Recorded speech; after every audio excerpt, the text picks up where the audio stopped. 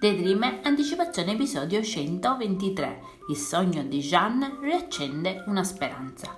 Alla tenuta di Sanem arriva di corso Bulut, il ragazzo che lavora alla fattoria, ad avvertire Jeanne che la capanna dove alloggia sta bruciando. Tutti corrono là e poco dopo arriva anche Sanem, proprio quando Jeanne si avvicina alla capanna ed entra. La ragazza disperata urla più volte il suo nome, mentre gli altri cercano di trattenerla. Tutti sono in apprensione per Jeanne, ma improvvisamente lui viene fuori dalla capanna con qualcosa in mano che prontamente si affretta a mettere nella tasca dei pantaloni. È la bandana di Sanem, il fulcro dei suoi ricordi con lei, l'unica cosa che gli ha tenuto compagnia durante il lungo anno di lontananza. Sanem però la vede e ne rimane molto colpita e guarda Jeanne in continuazione. Poi intervengono i vigili del fuoco e l'incendio viene spento. Sanem si preoccupa delle scottature di Jeanne e gli chiede come stia. Mihriban gli dice che le cose che gli appartenevano sono completamente bruciate, ma lui risponde di aver recuperato dalla capanna tutto ciò di cui ha bisogno.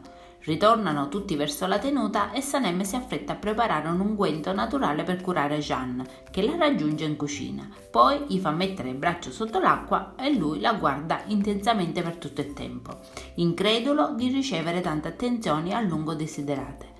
Lei gli soffia sulla scottatura e i due si sorridono. I toni tra i due sono notevolmente abbassati, si parlano e si scrutano con dolcezza. Jeanne sta per andarsene, ma Sanem lo invita a rimanere lì con suo padre Aziz. Jeanne e Mirreh si incontrano sul molo. Jeanne dice al fratello che sa bene che non si è trattato di un incidente e che dimostrerà che Igit ha bruciato il diario di Sanem. E Mirreh gli chiede se il diario sia la sua unica preoccupazione e Jeanne gli risponde che quel diario era molto importante per lei, che ha bisogno di sapere che non è stato lui a bruciarlo. Alla tenuta, intanto Sanem viene pressata da Leila e la sua terapeuta Deniz.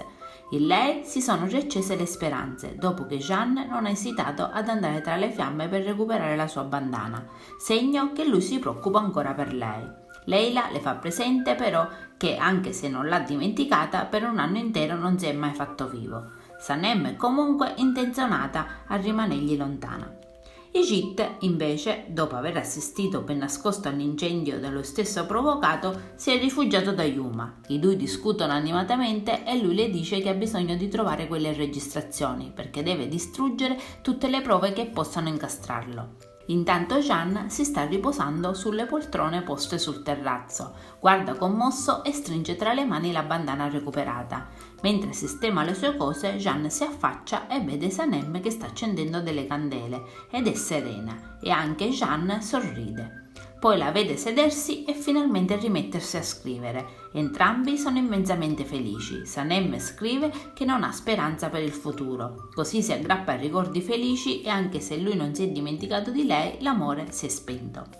Intanto Jeanne, addormentatosi sulle poltrone del terrazzo, sogna di dormire in un ampio letto posto in mezzo al prato, insieme a Sanem e una bambina tra loro due. Arrivano poi altre due bambine che lo chiamano papà. Lui si sveglia e dice loro di fare piano, di non svegliare la mamma. Jeanne la guarda dolcemente mentre dorme, poi si carica due delle bambine sulle spalle e tenendo la terza per mano insieme si allontanano da lì scherzando. Jeanne si sveglia e ritorna alla realtà. Poco dopo sente un vociare di bambini e si affaccia nuovamente dal terrazzo. Così vede Sanem che parla con un gruppo di bambini. Uno dei bambini chiede a Sanem quale sia la sua paura e lei risponde la solitudine. Un altro bambino dice di avere intenzione di viaggiare per il mondo, ma Sanem gli consiglia di terminare prima la scuola. In casa Edin, nel frattempo, durante la colazione, Mekkibeh e Nihat temono che Mirreh sia arrabbiato con loro per averlo seguito. Leila smentisce la cosa dicendo che il marito è molto impegnato col lavoro. In realtà il ragazzo ancora non ha un lavoro stabile e insieme alla moglie stanno raccontando una bugia.